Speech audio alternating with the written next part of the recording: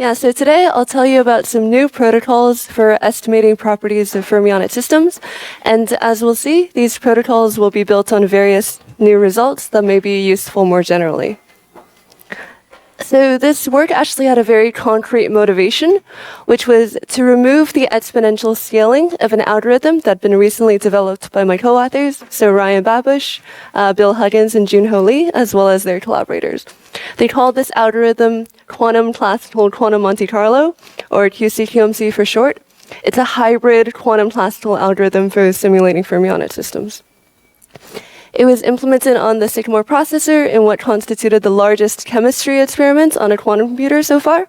So that was great, but what wasn't so great about QCQMC is that it had an exponential time classical post-processing step. And to explain what that step is, I need to tell you a bit more about the algorithm.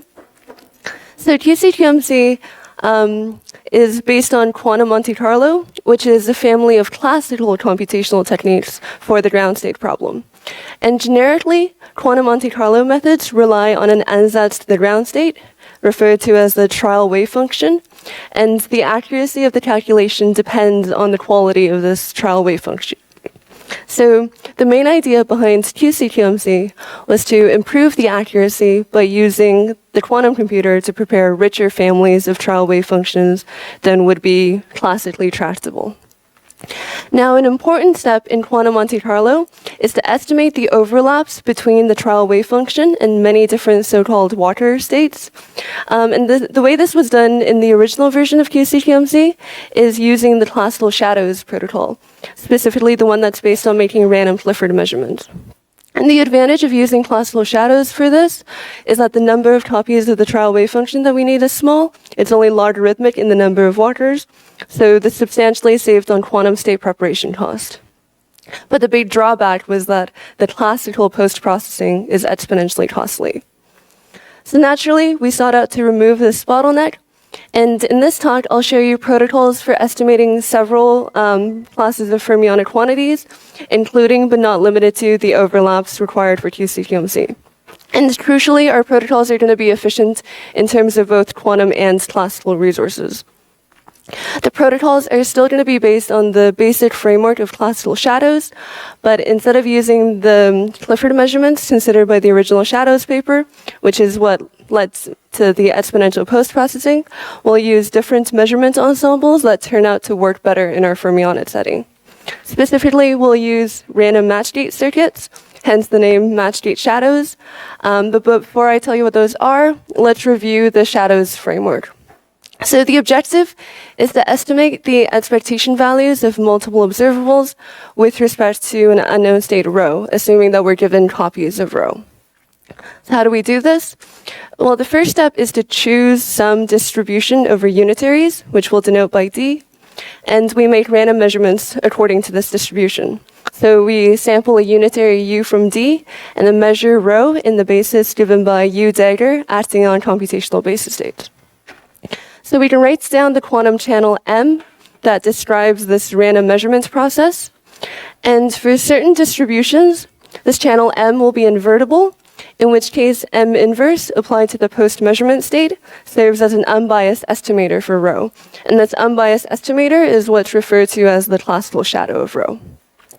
So then for any observable, we can obtain unbiased estimates for its expectation value with respect to rho by computing its expectation value with respect to samples of the classical shadow.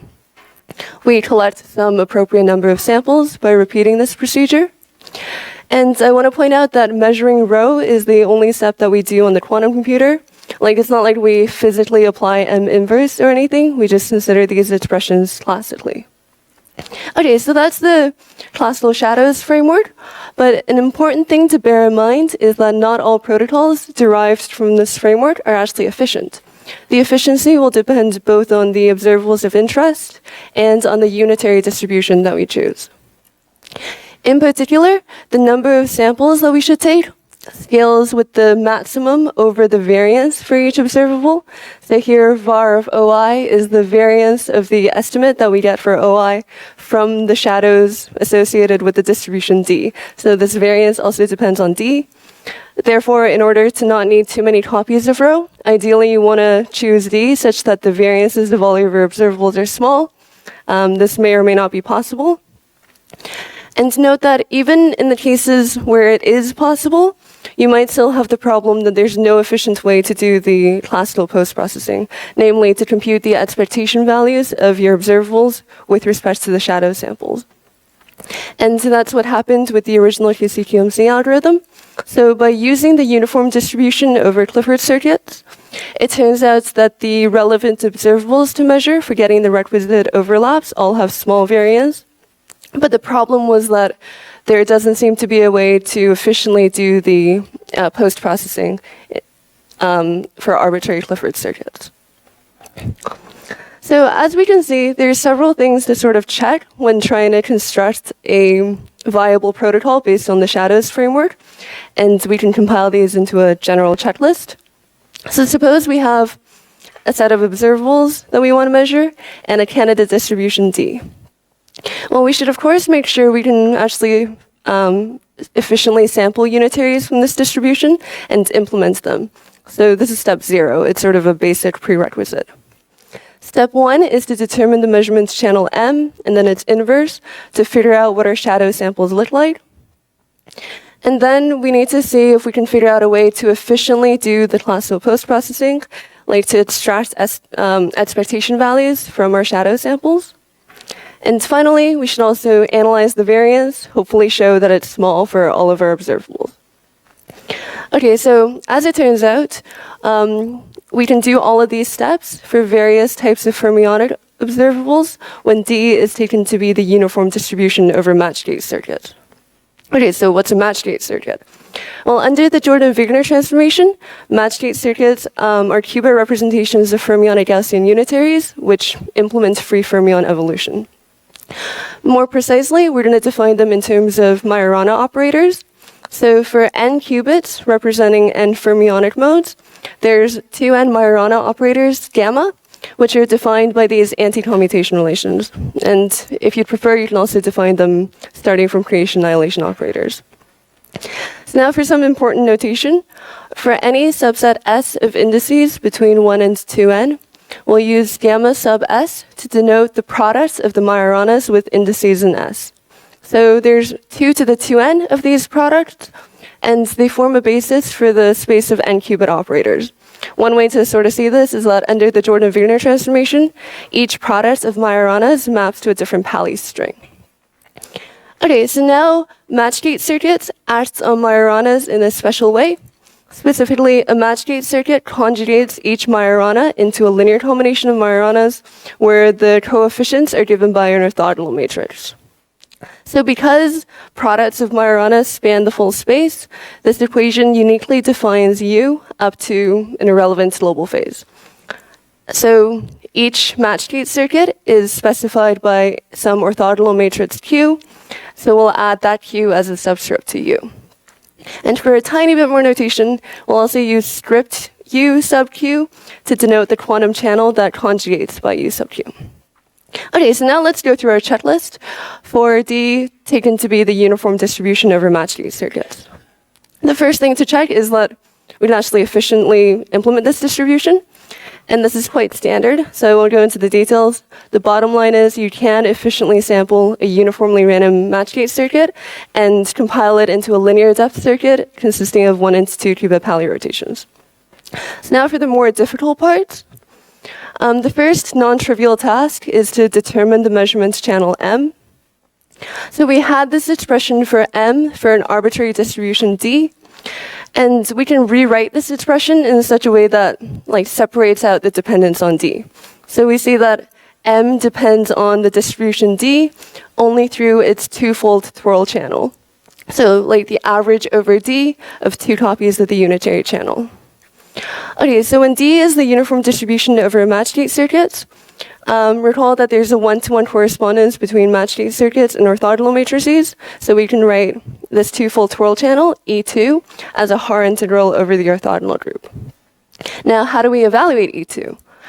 Well, first, an easy thing to verify is that E2 is an orthogonal projector, which means that we can evaluate E2 by determining the subspace of operators that it projects onto.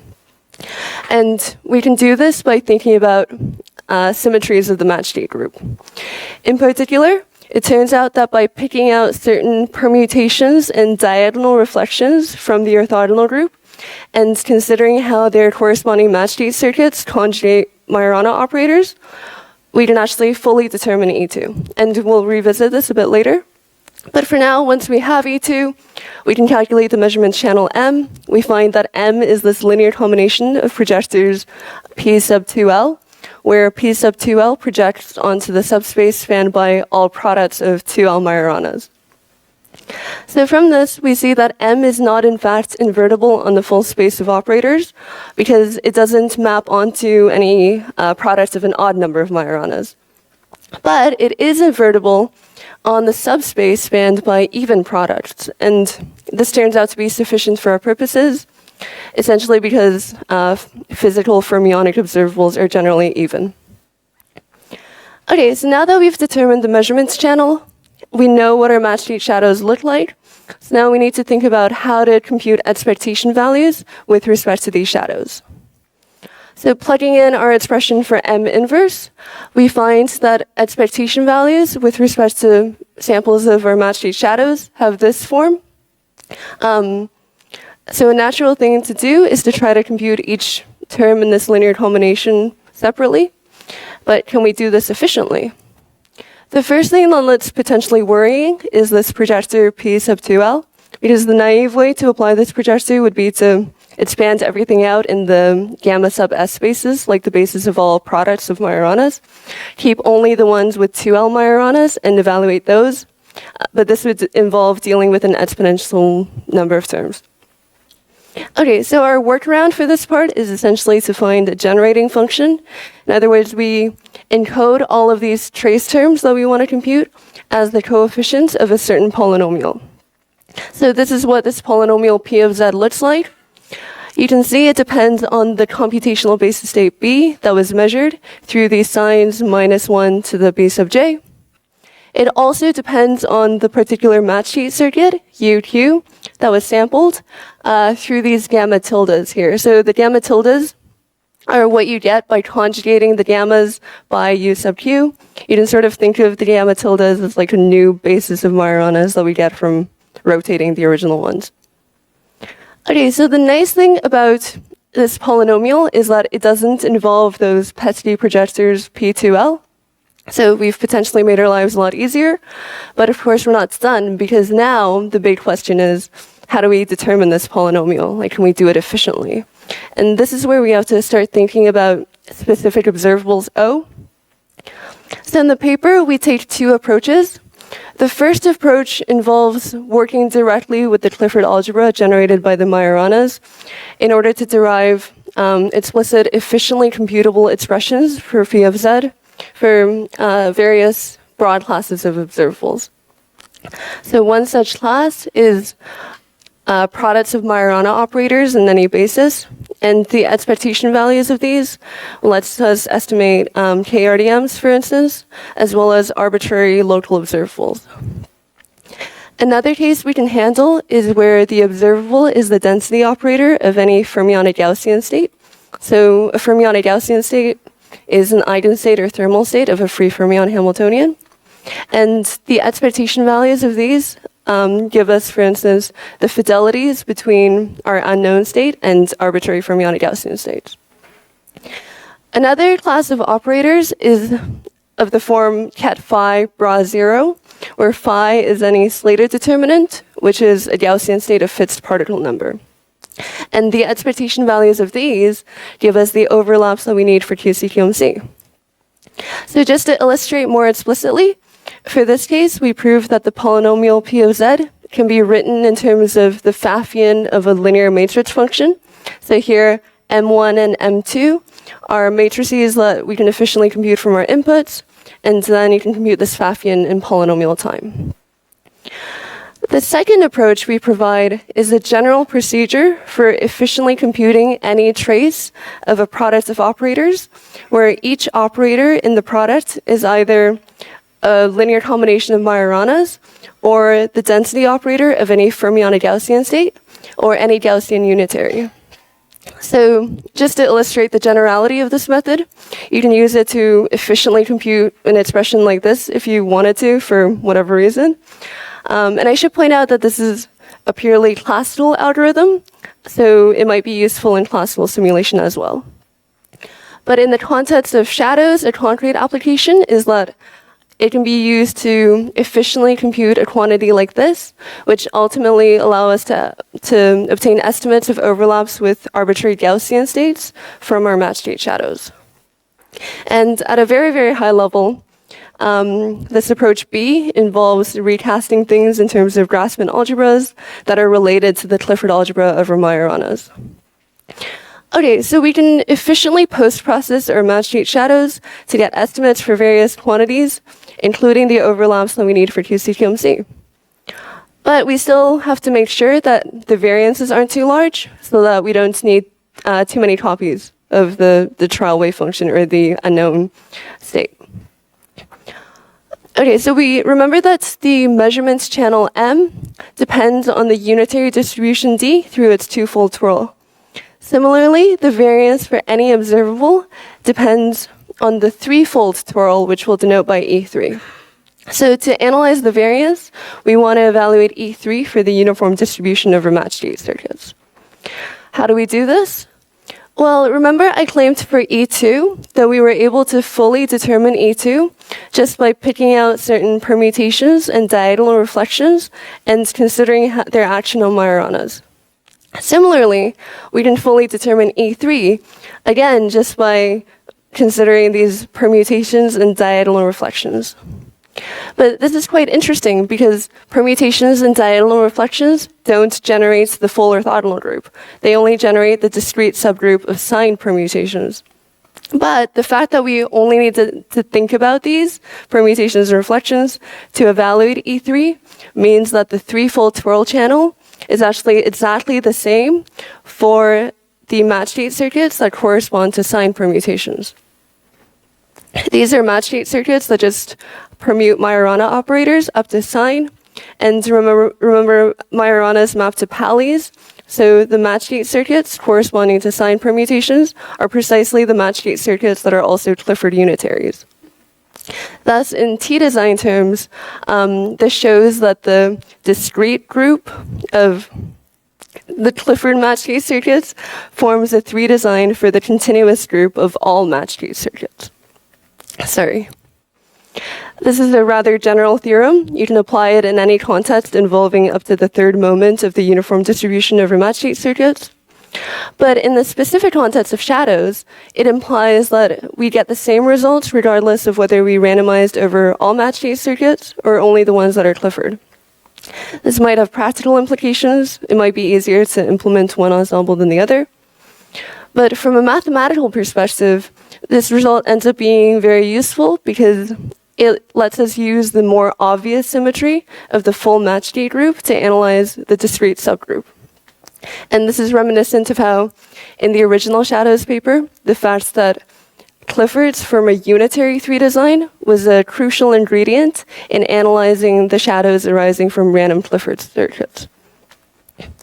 Okay, and for the sake of time, I won't talk about how we bound our variances, but it turns out that they're all at most polynomial for those 3 classes of observables that we considered in step 2. So we've managed to do everything on our checklist for those observables. And to summarize, we can construct efficient protocols for estimating the expectation values of these 3 large classes of fermionic operators. These include, in particular, operators that lead to overlaps with arbitrary Slater determinants, which is what had been bottlenecking the QC/QMC algorithm. So we've now fixed that. And as side results, we proved that Clifford Matchgate circuits form a 3 design for the full Matchgate group, which means that you can use either ensemble for the purpose of doing these shadows protocols. We also provide a general method for efficiently computing the trace of an arbitrary product of certain types of operators. And one application of this is that it allows us to efficiently post-process our Matchgate shadows to obtain expectation values for any such product, although we haven't tried to bound the variance for this much wider class of observables. Okay, so with that, I'll thank you for listening and take any questions. Oh, and a quick advertisement. I did this work while I was an intern at Doodle Quantum, and my collaborators there wanted me to emphasize that the team is growing and hiring. So if you're interested in full-time positions or internships, please talk to any of these people who are all here in person at QIP.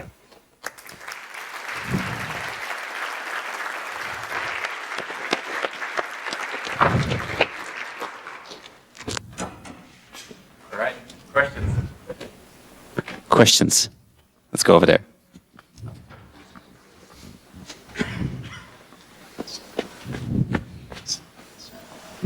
Yeah, thanks for your nice talk. And I have a question that why do you choose the Matchgate subgroup as the object of interest? Is it because it has some property you use in your proof, or it's more interesting in physics? Sorry, I'm not sure I understand. Like, why did we choose to look at these to start with? Yeah. Yeah, please. Well, yeah. So, like, the motivation was to sort of fit this QC/QMC, and for QC/QMC, like, we knew what the observables we had to measure are. You know, you had the ket phi bra 0, or phi is a Slater determinant. So that's sort of like a free fermion quantity. And if you look at the expression for getting the expectation value, where is it? Sorry.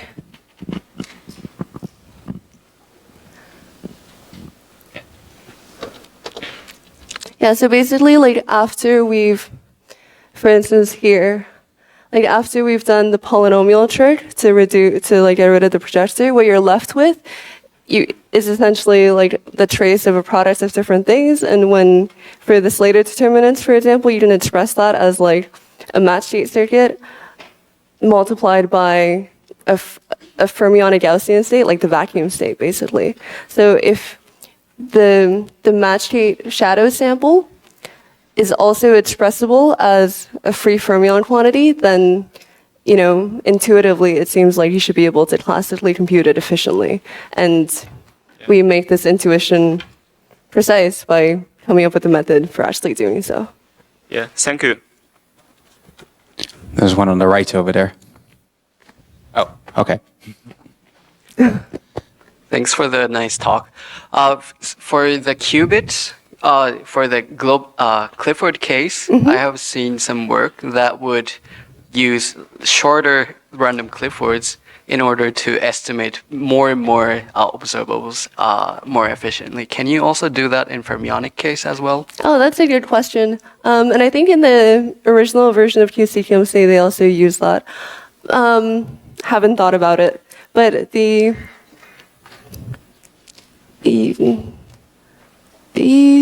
yeah, haven't thought about it. Okay, it might be interesting to look at, especially since you can use just the Matchgate circuits that are Clifford.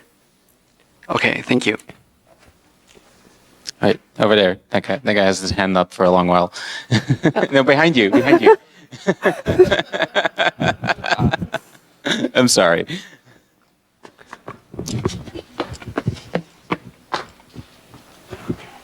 Thank you for the nice talk. Can you comment about optimality of your protocol for the case of estimation of Majorana observables? So you gave bound on the variance, but how do you know if it's optimal? Because for standard classical shadows, there are some optimality results for local observables, but it's not clear for me if this method is optimal. Right. So there's actually an optimality results for you mean like the sample complexity, right? In a previous paper by Zhao, Rubin, and Miyake, and they argue that to estimate KRDMs, you have this lower bounds. Although, yeah, I haven't looked at the proof of that lower bound in detail, so I'm not going to vouch for it. I would believe that it's optimal though. Like, I guess I didn't include. Oh, I did. Okay. Thanks. Like that, the Yeah. first one, yeah. All right, we have time for one more question. And there was a hand raised already, so.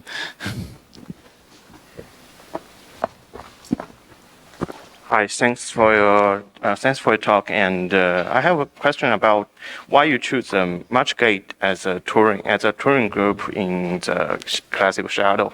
Since Sorry, I didn't catch the last part. Why do we choose the Matchgates as what? as a touring group for the classical shadow. Oh, as the twirling group. Well, like yeah. Oh, that was the original question. That was the first question, and the. No, it's more about mathematical things. Since it seems that the Matchgate group is looks similar to the Pauli group, and as we all know that Pauli touring will only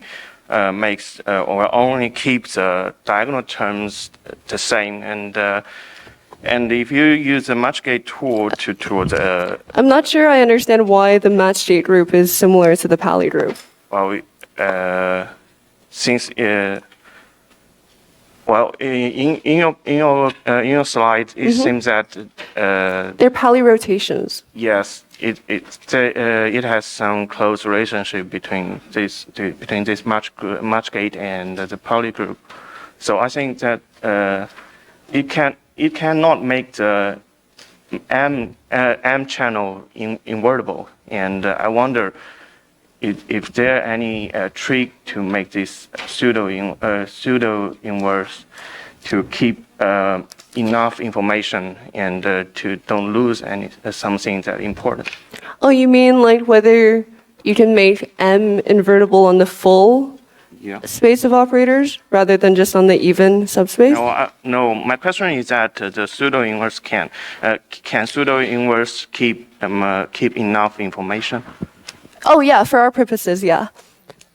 And All right, I think I'm going to cut this off here because it's a long question and people need to start moving to the rest. So give Kianna a hand.